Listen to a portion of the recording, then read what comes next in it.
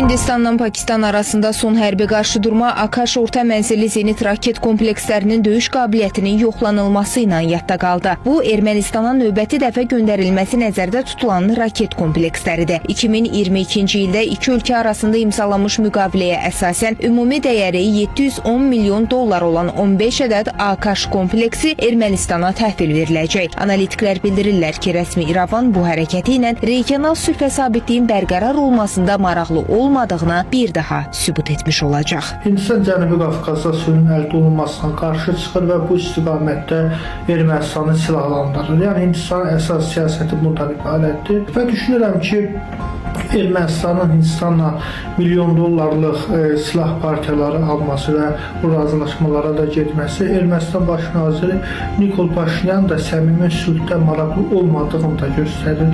Sülh istəyən ölkə ilk növbədə bu kimi silah partiyaları almamalıdır. Təbii ki, Ermənistan bu siyasəti müsbət nəticələnməyəcək.